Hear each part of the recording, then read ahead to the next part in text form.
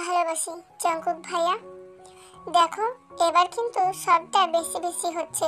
নিজের পড়াশোনায় মন দাও, মাথা থেকে উল্টোপাল্টা চিন্তা ভাবনা বাদ দিয়ে একটা কথা মাথায় ঢোকাও যে তোমাকে একটা ভালো জায়গায় চান্স পেতে হবে। কিন্তু আমি তো আপনাকে আমি হসপিটালে যাচ্ছি, তুমি বাসায় থাকবা, আম্মু একটু পরেই চলে আসবে। হুম। চলে গেল জঙ্কুক ভাইয়া। আমি কিম তেয়ং, সবাই তে বলে ডাকে। আমি এবার অ্যাডমিশন দেব।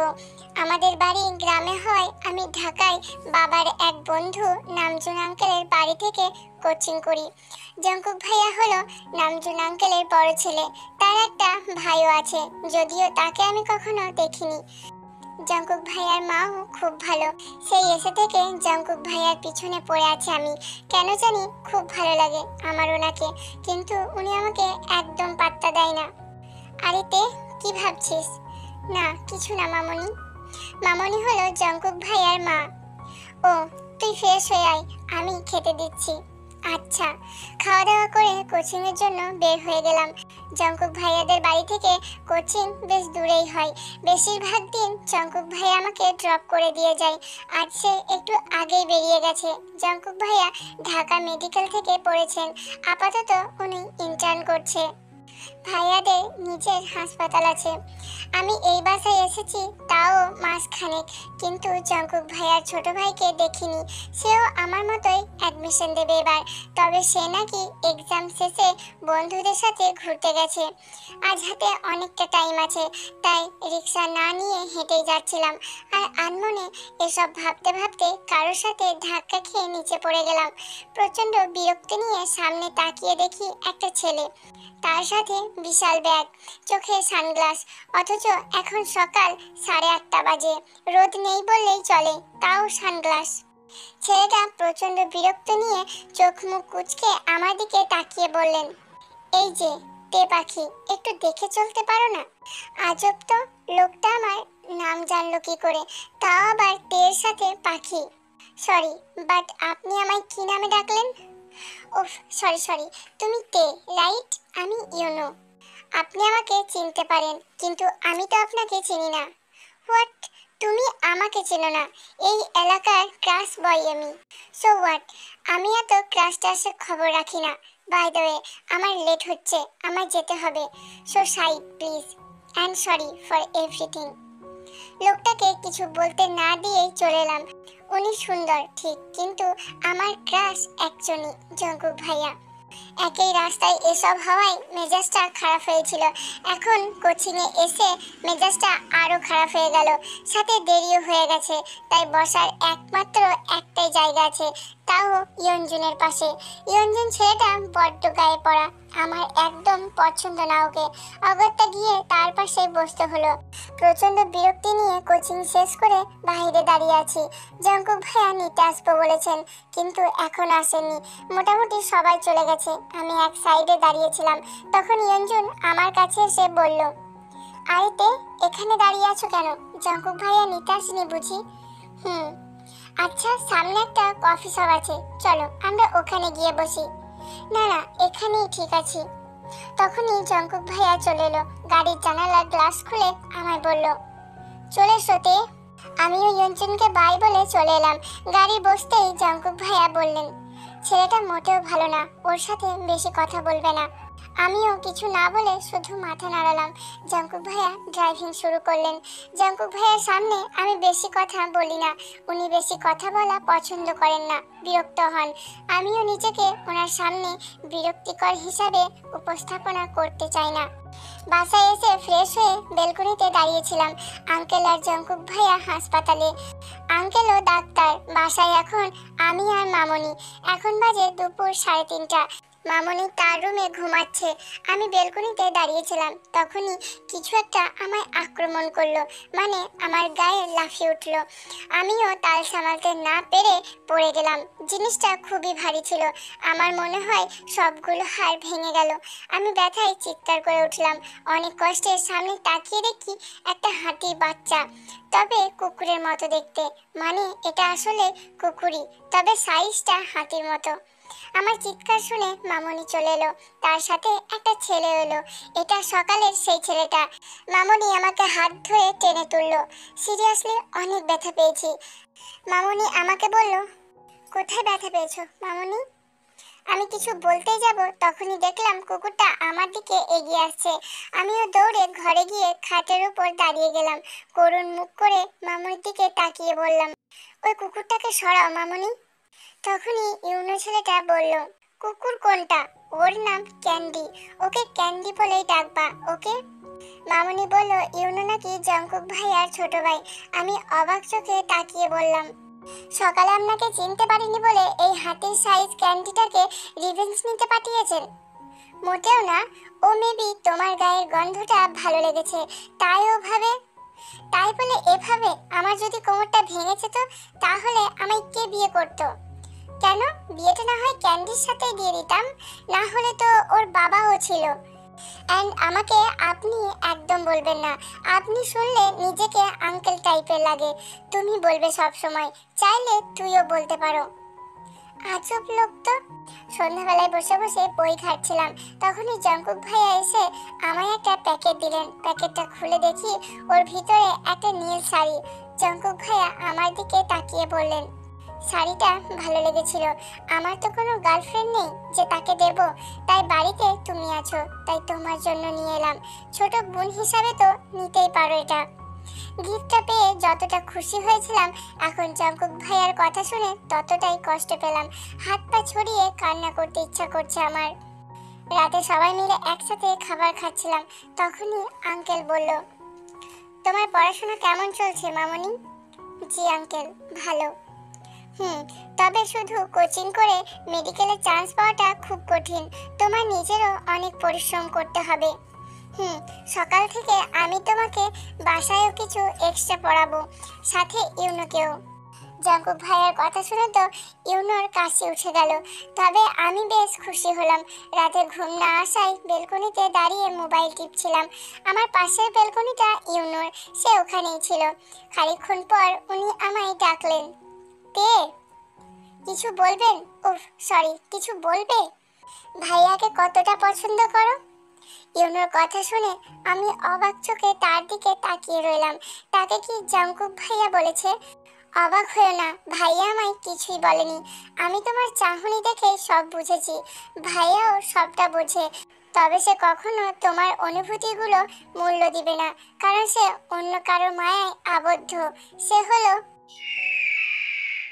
রাত বাজে 1:30, অথচ আমার চোখে ঘুম আসার নামই নেই। আচ্ছা, জঙ্কুক ভাইয়া কাকে ভালোবাসে? তখন কেন জঙ্কুক ভাইয়াকে দেখে ইউনো চুপ করে গেল? এখন এটা না জানা পর্যন্ত আমার ঘুম আসবে না। তবে একটা ব্যাপার আমি খেয়াল করেছি, জঙ্কুক ভাইয়া আর ইউনোর মধ্যে বেশিরভাগ সময় চোখে চোখে কথা হয়। জানি না এদের কি সমস্যা। রাতে দেরিতে ঘুম আসার ফলে সকালে উঠতেও দেরি হয়ে গেল। ফলস্বরূপ আজ কোচিংয়ে যাওয়া হলো না। খাবার খেয়ে একটু টিভি দেখতে বসেছিলাম, তখন আবার সেই হাতিমার্কা কুকুরটা লাফ দিয়ে আমার গায়ে উঠতে এলেই আমি দিলাম এক দৌড়। সাথে সাথেই গেলাম পড়ে। সামনে জঙ্কুক ভাইয়া ছিল, তাকে নিয়ে পড়ে গেলাম। নিচে জঙ্কুক ভাইয়া আর তার উপর আমি। এবার কি হবে? জঙ্কুক ভাইয়া রাগী চোখে আমার দিকে তাকিয়ে বলল, এই যে স্টুপিড মেয়ে, উঠবে কি নাকি সারাদিন এভাবেই থাকার শখ? আমি তাড়াতাড়ি ওনার ওপর থেকে উঠে গেলাম। সরি, এভাবে দৌড়াচ্ছিলে কেন? মানে ওই কুকুরটা বারবার আমার গায়ে উঠছে তাই। ও আচ্ছা, আমি ওকে নিয়ে যাচ্ছি। নিয়ে যান। আজ যেন সময় কাটছেই না। মামনি দুপুরের রান্না করছে, আঙ্কেল হসপিটালে, ইউনো বাসায় নেই। তবে জঙ্কুক ভাইয়া বাসায় আছেন। একটু পর মামনি এসে বলল, তুই বলছিলি না তোর কিছু কেনার আছে?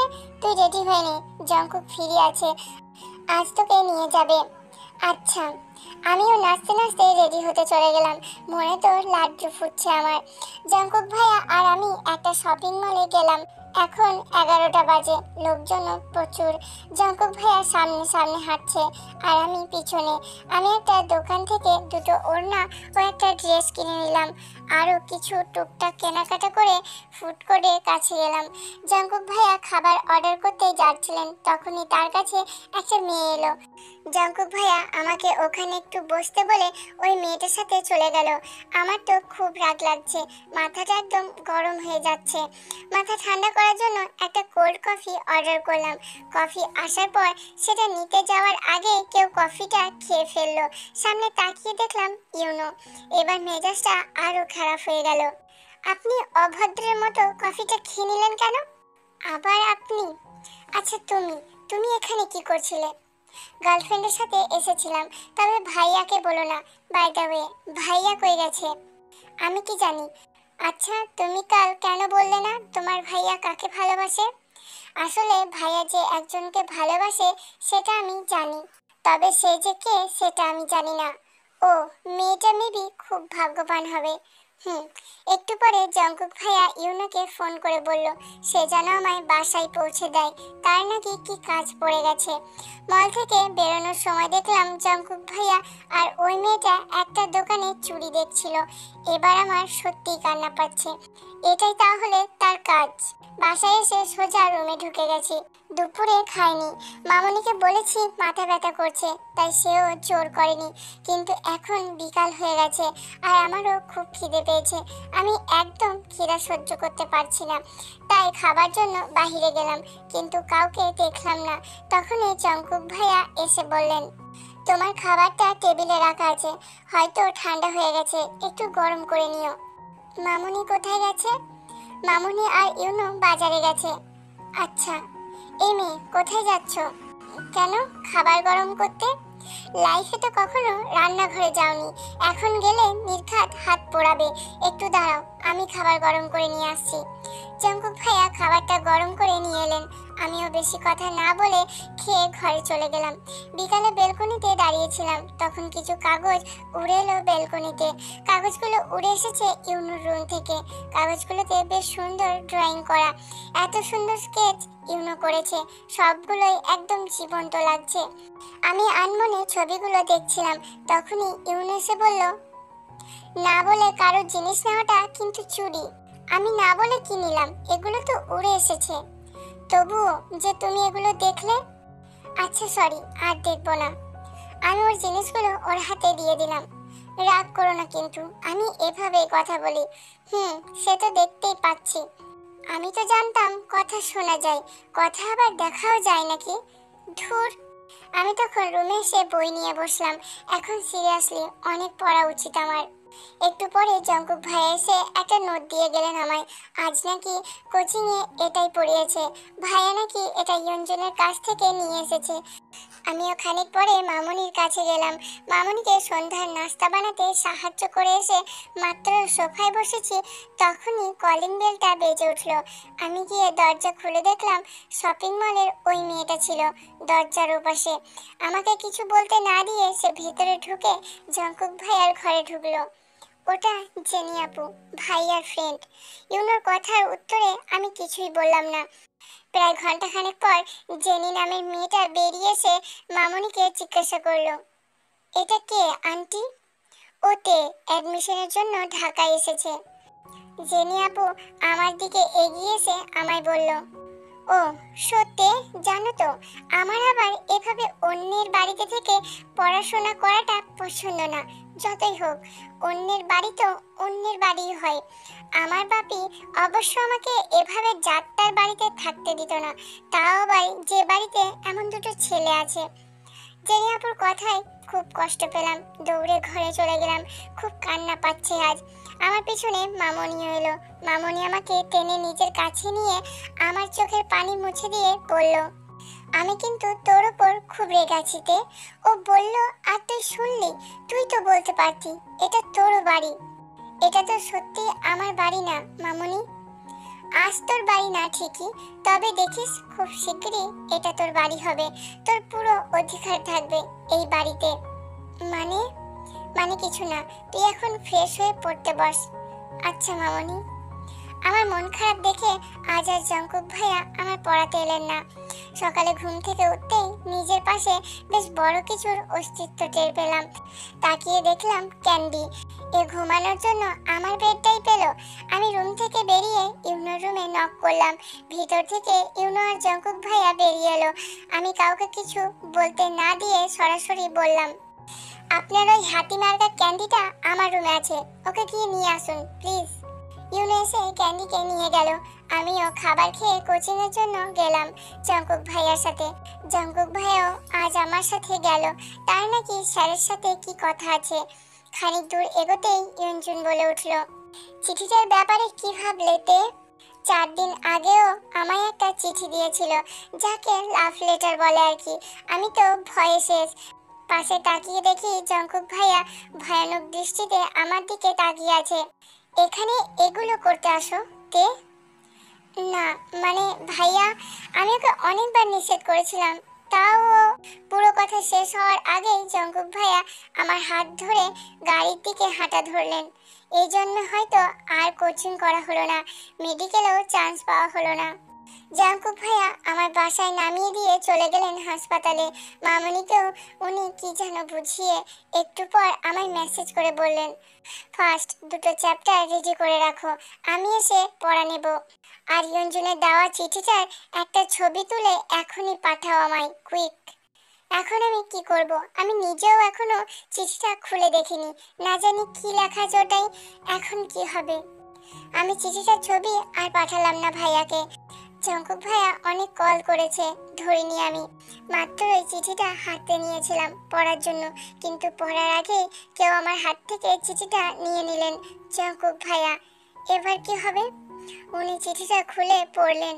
না জানি ওটাতে কি কি লেখা ছিল, তবে ওনার মুখ দেখে বোঝা যাচ্ছে উনি প্রচুর রেগে আছেন। কি এমন লেখা ছিল ওটাই একটু দেখাবেন ভাইয়া? ভাইয়া রাগী মুখে চিঠিটা আমায় দিলেন। চিঠিটা পড়ে তো আমার চক্ষু চড়ক গাছ। চিঠিতে কি লেখা আছে তে? জঙ্কুক ভাইয়া চিৎকার করে বলে উঠল কথাটা। আমার তো ভয়ে অলরেডি গলা শুকিয়ে গেছে। বিশ্বাস করুন জঙ্কুক ভাইয়া, আমি সত্যি এসবের কিছু জানি না। তুমি কি একজনের সাথে অন্যজনের প্রেম করিয়ে দিয়ে কমিশন পাও? না মানে আসলে ইয়ঞ্জুন ন্যান্সিকে পছন্দ করে, আর ন্যান্সির সাথে আমার ভালো সম্পর্ক, তাই আমাকে বলেছিল যেন ওর সাথে ন্যান্সির একটু সেটিং করিয়ে দিই। এই ইডিয়েট মেয়ে, সেটিং আবার কি ধরনের ল্যাঙ্গুয়েজ? সরি ভাইয়া, আর বলবো না। ওকে, গিয়ে পড়াশোনায় মন দাও। এভাবে পড়লে মেডিকেলে চান্স পাওয়া যাবে না, বুঝেছো? অনেকক্ষণ ধরেই বই নিয়ে বসে আছি, অনেক পড়েছি, আর পড়তে ইচ্ছা করছে না। এবার তো মাথায় সব পড়া তালগোল পাকিয়ে যাচ্ছে। একটু পরে ইউনো আমার রুমে এলো। এসে আমার সামনে চেয়ার টেনে বলল, কি ব্যাপার বলো তো? তোমার আর ভাইয়ার মাঝে কি চলছে? কি চলছে মানে একটু ক্লিয়ার করে বলবা প্লিজ? কাল জেনি আপুর কথায় তোমার খারাপ লেগেছে, তাই না?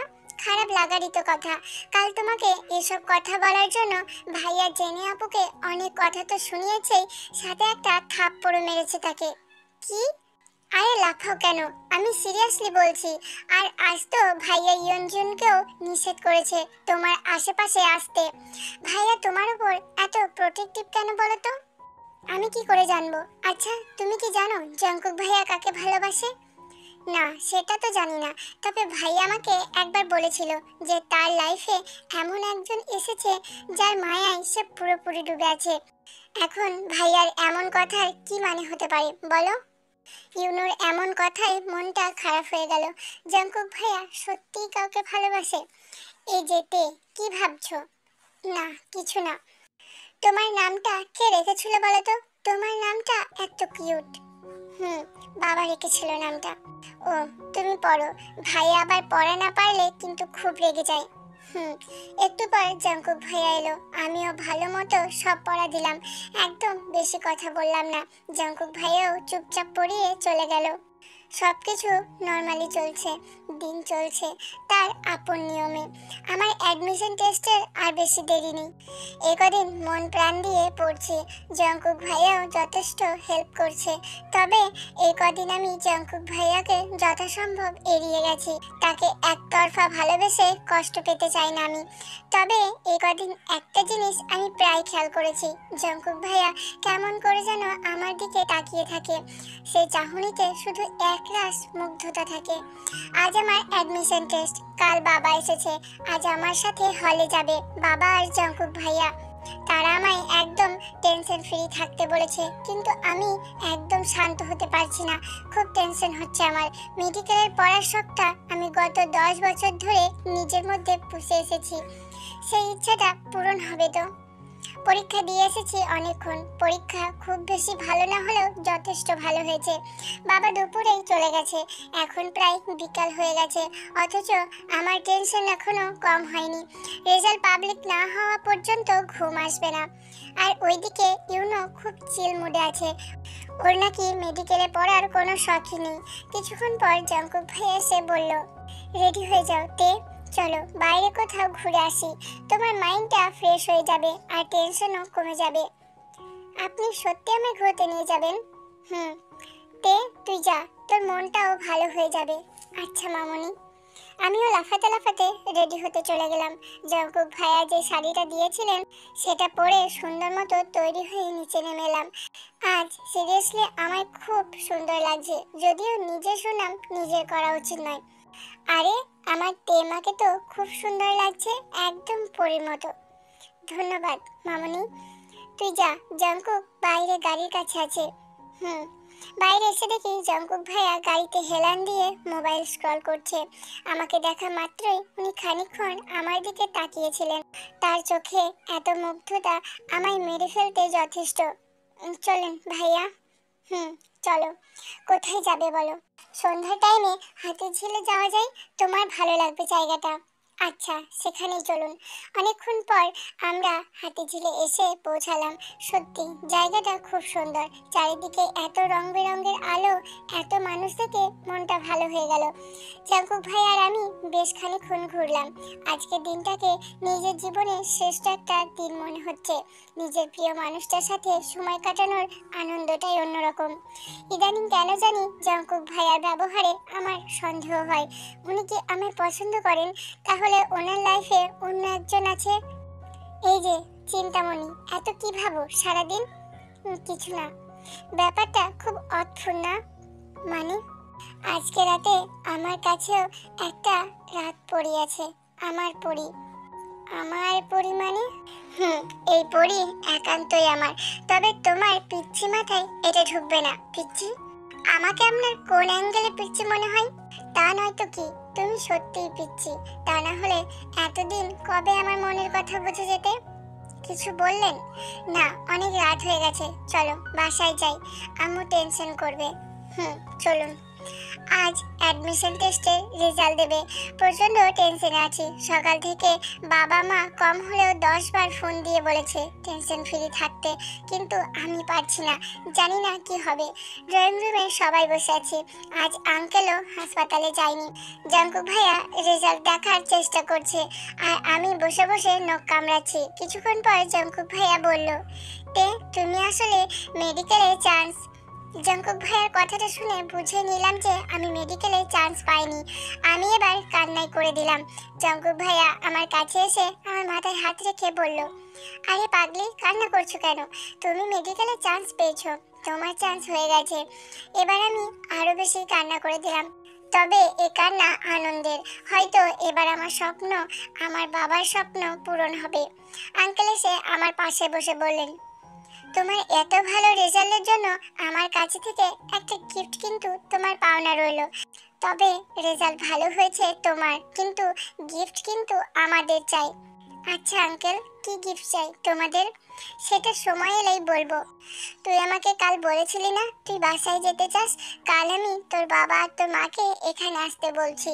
কাল ওরা এলে তুই তারপর ওদের সাথে যাস, কেমন? আচ্ছা আঙ্কেল।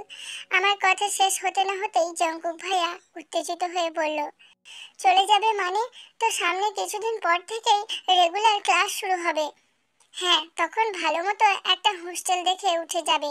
জঙ্কুক ভাইয়াকে দেখেই বোঝা যাচ্ছে এই কথাটা ওনার মন মতো হয়নি, কিন্তু আঙ্কেল আর আন্টির মুখে এখনো মুচকি হাসি বিদ্যমান, যার অর্থ খুব অন্যরকম। আজ আমার মনটা খুব ভালো। আমি রুমে গিয়ে বাবা মায়ের সাথে কথা বলে নিলাম।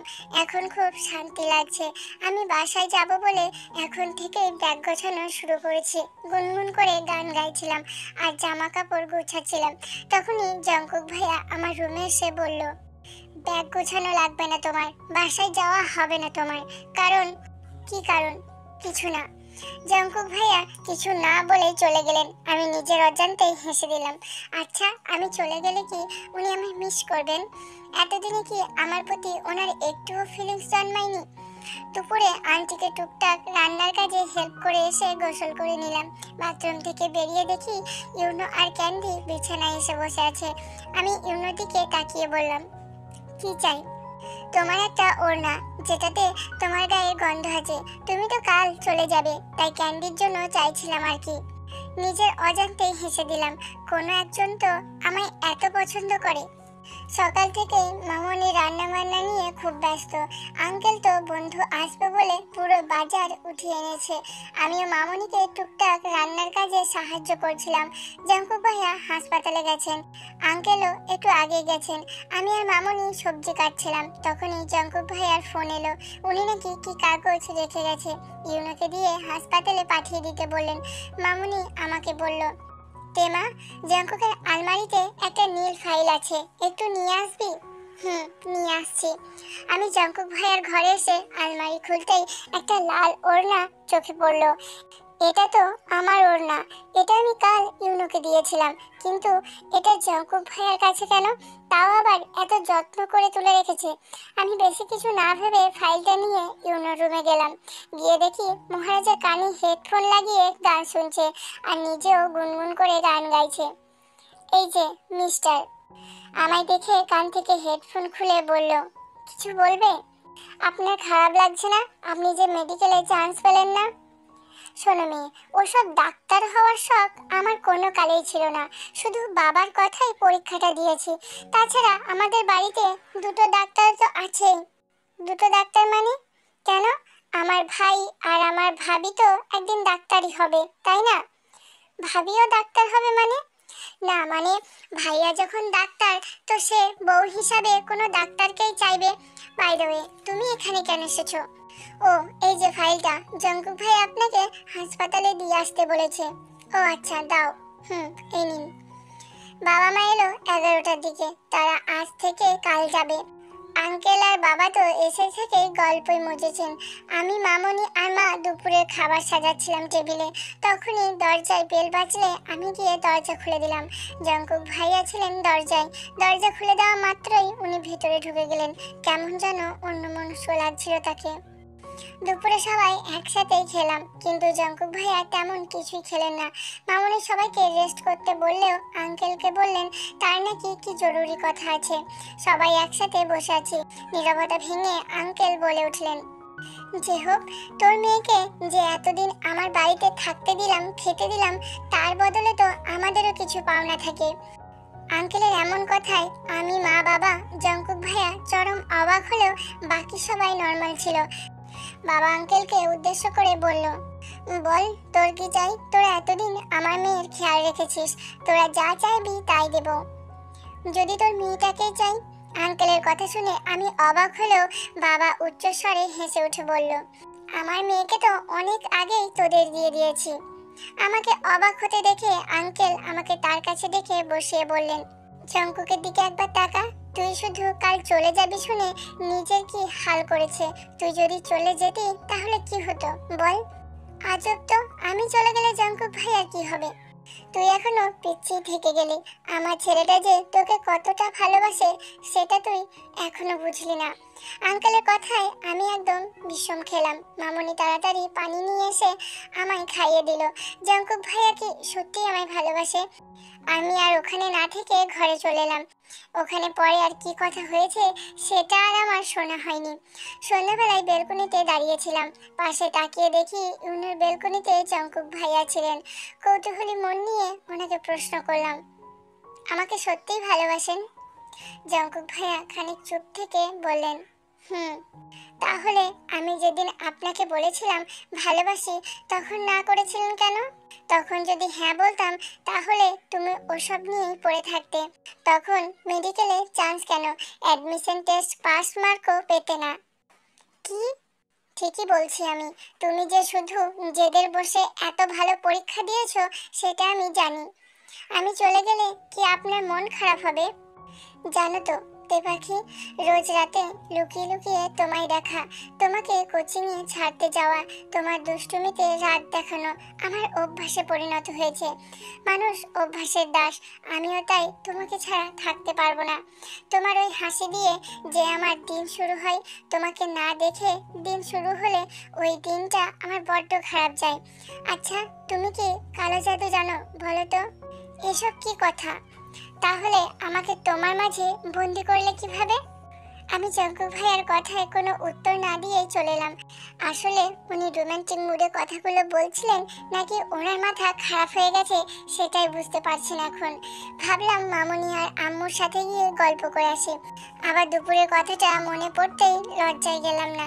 শুয়ে শুয়ে মোবাইল টিপছিলাম, তখনই ইউনো এলো আমার রুমে। বলল, তোমার কি ব্যাগ গুছানো হয়ে গেছে নাকি আমি গুছিয়ে দেব? ভাবি, কি সমস্যা? এখন আবার কি চাই? আর একটা ওড়না, কালকেরটা তো ভাইয়া নিয়ে নিল, এখন ক্যান্ডি আমাকে জ্বালিয়ে মারছে। তোমার কি মনে হয় আমার ওড়নার ফ্যাক্টরি আছে? এখন একটা দিয়ে দাও, পরে ভাইয়ার টাকায় 10টা কিনে নিও। দাও না ভাবি। এই ছেলে, আমি তোমার কোন জন্মের ভাবি লাগি?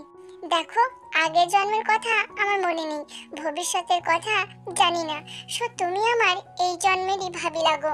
গটি। আমি কোনো কথা না বলে ইউনোকে আরেকটা ওড়না দিয়ে দিলাম। রাতেও সবাই একসাথে খেলাম। টেবিলে বসে একবারও জঙ্কুক ভাইয়ের দিকে তাকাইনি।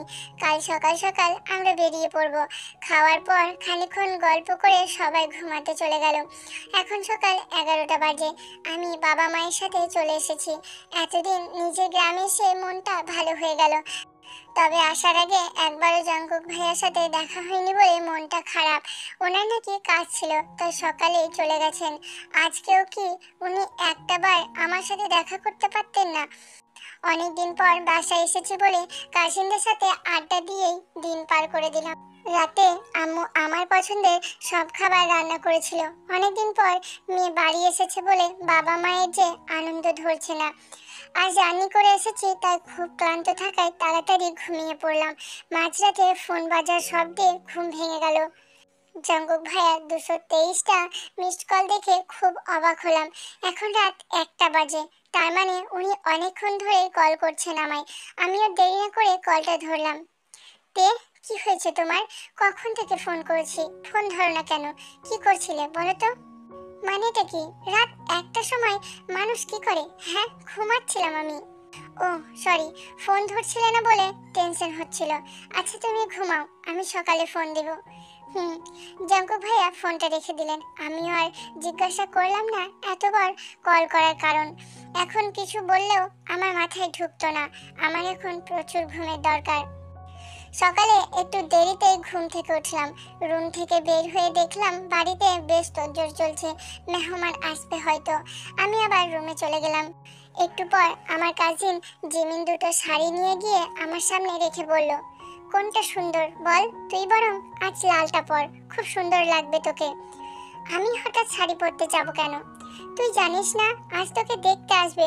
সব ঠিকঠাক থাকলে খুব দ্রুতই বিয়েটা দিয়ে দেবে। কি? আমায় দেখতে আসবে? আর আমি কিছু জানি না? আমাকে আম্মুর সাথে কথা বলতে হবে। আমি রান্নাঘরে গিয়ে দেখলাম আম্মু খুব বিজি। আমার দুই ফুপুও সাথে আছে। আমি আম্মুর কাছে গিয়ে বললাম, এসব কি আম্মু? তোমরা আমায় বিয়ে দিয়ে দিচ্ছ? এত কম বয়সে কেউ বিয়ে করে? আমার তো 17 বছরে বিয়ে হয়েছিল। আমার এখনো পড়াশোনা বাকি। তুমি বলো, আমার কি বিয়ের বয়স হয়েছে? বিয়ের বয়স হয়নি মানে? 18 বছর তো হয়েছে তোর। এখন বিয়ে দিলে কোনো সমস্যা হবে না। আজব তো, আজ 18 হলে কি কালই বিয়ে দিয়ে দিতে হবে? আমি কিছুতেই এভাবে বিয়ে করব না। তুমি বাবাকে বলো ওদের না করে দিতে।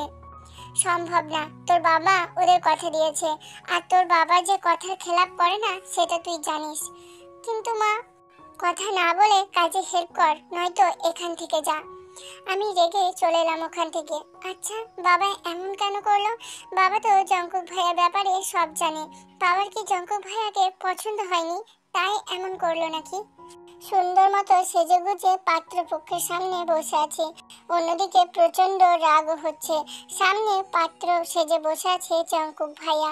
সকালে ওনাদের পাত্রপক্ষ হিসাবে জঙ্কুক ভাইয়াদের দেখে মাথাটা একদম ঘুরে গেছে। যদিও ওনাদের আসার কথা ছিল, তবে আমাকে কেউ বলেনি কেন? সকাল থেকে এত টেনশনে ছিলাম। জঙ্কুক ভাইয়া তো একবারও আমাকে জানাতে পারতেন। বাবা মাও কেন বললো না আমাকে? মা তো এখানে নিয়ে আসার আগেই বলে দিয়েছে আমি যে জঙ্কুক ভাইয়াদের আগে থেকে চিনি বা তাদের বাসায় থেকেছি, তার জন্য কাউকে না বলি। লোকে শুনলে নাকি খারাপ বলবে। আঙ্কেলরাও আজ 5টা নর্মাল পাত্রপক্ষের মতো বিহেভ করছে। জঙ্কুক ভাইয়া আর ইউনো এমন ভাব করছে যেন আমাকে চেনেই না। আমিও ভালো মেয়ের মতো বসে আছি। বড়রা তাদের মতো কথা বলছে। তাদের কথা শুনে যা বুঝলাম তারা সবাই রাজি। আমার দুই ফুফুর তো জঙ্কুক ভাইয়াকে খুব পছন্দ হয়েছে। জঙ্কুক ভাইয়াদের নিজস্ব হাসপাতাল আছে। জঙ্কুক ভাইয়া নিজে ইন্টার্নশিপে আছে জেনেও সবাই বিয়েতে রাজি। বিয়েটা হওয়ায় যে আমার আনন্দ হচ্ছে না সেটা কিন্তু না, তবে আমার খুব অভিমান হয়েছে জঙ্কুক ভাইয়ার উপর। ওনারা যে আসবেন সেটা তো একবার আমায় বললেও পারতো। কাল রাতেও তো এতবার ফোন করলো, তখনও তো বলতে পারতো। বড় ফুপু আমায় বলল, তে তুই বরং জঙ্কুক আর ইউনুকে নিয়ে ছাদে চলে যা, জিমিনকে নিয়ে যা সাথে। এদিকে বড়রা একটু কথা বলে নি। আচ্ছা। আমি আর জঙ্কুক ভাইয়া ছাদে এক কোণে দাঁড়িয়ে আছি, আর অন্যদিকে ইউনুর সাথে জিমিন কথা বলছে। নীরবতা ভেঙে জঙ্কুক ভাইয়া বলল, তে? আমি কপট রাগ দেখিয়ে বললাম, কথা বলবো না আপনার সাথে। আপনারা যে আজ এভাবে আসবেন সেটা তো কালকেই আমাকে বলতে পারতেন। আমি সকাল থেকে কতটা টেনশনে ছিলাম, বিয়েটা ভাঙারও কত চেষ্টা করছিলাম। তাহলে ভেঙে দি বিয়েটা। তবে তুমি যতই চেষ্টা করো না কেন বিয়েটা ভাঙা পসিবল হতো না, কারণ আমি এটা হতে দিতাম না। অনেক কষ্ট করেছি সবাইকে রাজি করাতে। সারাদিন ইউনোর হাজারখানেক টিটকারি শুনেছি। এত কিছু করেও যদি তোমায় না পাই তাহলে কি লাভ বলো তো? জঙ্কুক ভাইয়ার কথা শুনে খিলখিল করে হেসে উঠলাম। লাস্ট কবে এমন প্রাণ খুলে হেসেছি মনে নেই, তবে এই হাসির কারণটা একান্তই আমার। আমাকে এভাবে হাসতে দেখে জঙ্কুক ভাইয়াও হেসে উঠলেন। সত্যি বলতে গত 3 মাসে আমি কখনো তাকে এভাবে হাসতে দেখিনি। উনি হাসি থামিয়ে আমায় বললেন, এই হাসির কারণটা কি জানতে পারি? না, এই কারণটা একান্তই আমার। আমি মানুষটাও তো একান্তই তোমার, তাই নয় কি? জানেন তো, আপনি যখন জানতে পারবেন যাকে আমি ভালোবেসে সারা জীবনের মতো নিজের করে চাই, সেই মানুষটা যখন আমাকে ঠিক ততটাই চাইবে, তখন সেই অনুভূতি আপনি প্রকাশ করতে পারবেন না। ঠিক সেইভাবে আমিও আপনাকে আমার হাসির কারণটা ব্যাখ্যা করতে পারবো না। তোমাকে দেখে পিচ্চি মনে হলেও কি হবে, মাথায় এত কিছু নিয়ে ঘোরো তুমি। আমি পিচ্চি? তাহলে এই পিচ্চিটাকে কেন বিয়ে করতে এসেছেন? যান, নিজের বয়সের কাউকে খুঁজে নিন। এই জন্যই মেবি লোকে বলে পিচ্চিদের বিয়ে করতে নেই, নাকের ডগায় রাত লেগেই থাকে। আপনি আবার? আপু তোমাদের নিচে ডাকছে। জিমিনের কথা শুনে সবাই নিচে চলে গেলাম। জঙ্কুক ভাইয়ার সাথে আজ আর ঝগড়া করা হলো না। জঙ্কুক ভাইয়ারা বিকালে চলে গেছেন। সামনে শুক্রবার বিয়ের ডেট ফিক্স হয়ে গেছে। আপাতত ছোটখাটো পরিচয় কাবিন করিয়ে রাখা হবে।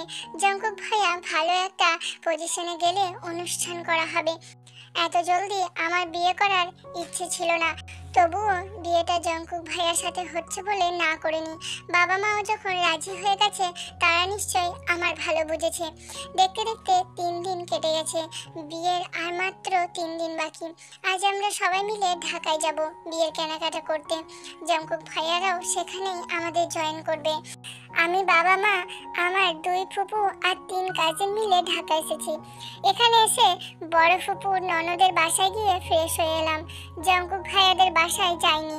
এ সময় নাকি আমি ওখানে গেলে ব্যাপারটা খারাপ দেখাবে। আমরা সবাই একটা শপিং মলে গেলাম। আঙ্কেল, মামনি, ইউনো আর জঙ্কুক ভাইয়াও আছে আমাদের সাথে। আমরা একটা দোকানে বিয়ের শাড়ি দেখছিলাম। তবে আমার খুব ইচ্ছে ছিল একমাত্র বিয়েতে লেহেঙ্গা পরার, কিন্তু লজ্জায় কিছু বলতে পারছি না। অনেক দেখেও আম্মু আর মামনি কোনো শাড়ি পছন্দ হলো না। অবশেষে তারা লেহেঙ্গা দেখা শুরু করলো। বেশ কয়েকটা লেহেঙ্গা দেখার পর জঙ্কুক ভাইয়া একটা পার্পল লেহেঙ্গা চুজ করলো। আমারও বেশ পছন্দ হলো ডিজাইনটা, কিন্তু মামনি বলল, বিয়েতে পার্পল? আমার বউয়ের বিয়ে, তাই আমি যা বলবো সেটাই পড়তে হবে। জঙ্কুক ভাইয়ার এমন ডোন্ট কেয়ার মার্কা কথা শুনে সবাই হেসে পড়লো। এদিকে আমি তো লজ্জায় লাল হয়ে যাচ্ছি। যদিও এত লজ্জার কিছু নেই, তবুও খুব লজ্জা পাচ্ছি। এই মেয়ে, এভাবে দাঁড়িয়ে লাল নীল না হয়ে গিয়ে লেহেঙ্গাটা ট্রাই করে আসো। জঙ্কুক ভাইয়ার এমন লাগাম ছাড়া কথায় চোখ গরম করে ওনার দিকে তাকিয়ে লেহেঙ্গাটা নিয়ে ট্রায়াল রুমে ঢুকে গেলাম। জঙ্কুক ভাইয়ার জন্য একটা অফ হোয়াইট পাঞ্জাবি নেওয়া হলো। ভেবেছিলাম বরের সাথে ম্যাচ করে ড্রেস পরবো বিয়েতে, কিন্তু জঙ্কুক ভাইয়া আর সেটা হতে দিল কই। এবার বাড়ির বাকি সবার জন্য যে যার মতো জামা দেখছিল। তখনই ইউনো এসে বলল, আচ্ছা ভাবি, তোমার কি কোনো কাজিন নেই?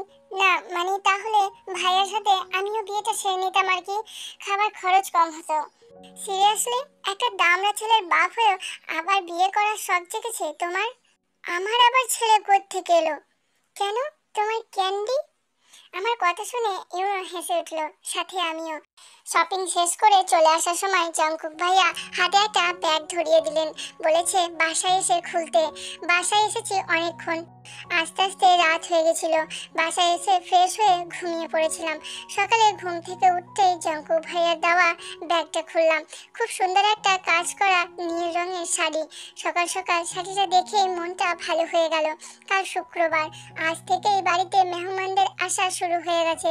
খুব কাছের কিছু মেহমানদেরই বলা হয়েছে। অবশেষে সেই কাঙ্ক্ষিত দিনটা এসেই গেল। আজ শুক্রবার। আজ জঙ্কুক ভাইয়া একান্তই আমার হবে। সকাল থেকে বাসায় তোড়জোড় শুরু হয়ে গেছে, তবে গায়ে হলুদ বা অন্য কোনো আয়োজন হয়নি। বিকাল হয়ে গেছে, জঙ্কুক ভাইয়ারা চলে এসেছেন। ওনাদের সাথে প্রায় 10 জন লোক এসেছে। অনেক চেষ্টা করেছিলাম জঙ্কুক ভাইয়াকে দেখার, কিন্তু তাকে এক নজরও দেখতে পেলাম না। আমাকে রেডি করিয়ে সবাই নিচে চলে গেছে। আমি একাই রুমে আছি। কিছুক্ষণ পর আমার আর জঙ্কুক ভাইয়ার কাজিনরা এসে আমাকে নিয়ে গেল। এখন বিয়ে পড়ানো হবে। কাজী কবুল বলতেই জঙ্কুক ভাইয়া 1 সেকেন্ড টাইমও ওয়েস্ট না করে কবুল বলে দিল। আমিও কবুল বলে দিলাম। সবাই একসাথে আলহামদুলিল্লাহ বলে উঠল। সব শেষে জঙ্কুক ভাইয়া একান্তই আমার হলো। যেহেতু এত রাতে ঢাকা ব্যাক করা সম্ভব না, তাই আজ সবাই এখানেই থাকবে। কাল সকালে সবাই থাকা যাবে। আমাদের বাসায় বাসরের আয়োজন করা হয়েছে। জঙ্কুক ভাইয়া কাজিনরা আমাকে বাসর ঘরে রেখে গেছে। রাত যখন প্রায় 12টা বাজে, তখন জঙ্কুক রুমে এলো। আমি গিয়ে ওনাকে সালাম দিলাম। উনিও যথারীতি সালামের উত্তর দিলেন। তারপর আমি ফ্রেশ হয়ে আসতে বললেন। আমিও গিয়ে একটা নর্মাল ড্রেস পরে আসলাম। উনিও ফ্রেশ হয়ে এলেন। আমাকে বললেন, তে চলো বেলকনিতে যাই। এত রাতে? আচ্ছা, আপনাকে একটা প্রশ্ন করব। বলো। আপনার কাছে আমি কতটা দামি? তোমার দাম আমার কাছে পুরো 50,000। মানে 50,000 দিয়ে ঘরে ঢুকেছি। জানি। সেখান থেকে 10% আমার। কি, তুমি নিজের বাসরে নিজের বর থেকে টাকা নিবা? অবশ্যই। জানেন তো, আপনাদের বাসায় থেকে এতদিন আপনার পিছনে ঘুরেছি, অথচ বুঝতেই পারিনি আপনি আমায় এত ভালোবাসেন। তবে ইউনো যে বলেছিল আপনি অন্য কারোর মায়ায় আবদ্ধ, সে কে? ইউনো ঠিকই বলেছিল। তবে সে কে সেটা তোমার না জানলেও চলবে। তবে এটার জন্য আমি তার মায়ায় পড়েছিলাম। মায়া কাটানোর জন্য সময় যথেষ্ট, কিন্তু তোমায় আমি ভালোবাসি। ভালোবাসা সহজে হারানোর মতো না। তোমাকে আমি কতটা ভালোবাসি সেটা তোমায় আমি সত্যি বোঝাতে পারবো না। তে। জঙ্কুকের মুখে তে ডাকটা শুনে আমার সারা শরীর এক অদ্ভুত শিহরণ বয়ে গেল। তাকে বললাম, এ কেমন ভালোবাসা বলুন তো, যার অনুভূতি গুলো কখনোই পুরোপুরি প্রকাশ করা যায় না। উনি কার মায়ায় পড়েছিল জানি না, তবে যে উনি সত্যি আমায় ভালোবাসেন সেটা আমি জানি। ভালোবাসা এমনই হয়, ভিতরে চলোতে। তুমি চলে আসার পর একদিনও রাতে ঘুম হয়নি। আজ তোমাকে জড়িয়ে খুব শান্তিতে ঘুমাবো। আমি মুচকি হেসে বললাম, আপনি যান, আমি আসছি। উনি চলে গেলে আমি আকাশের দিকে তাকিয়ে বললাম, এ কেমন ভালোবাসা যেখানে আবেগ অনুভূতি আছে কিন্তু তার প্রকাশ নেই।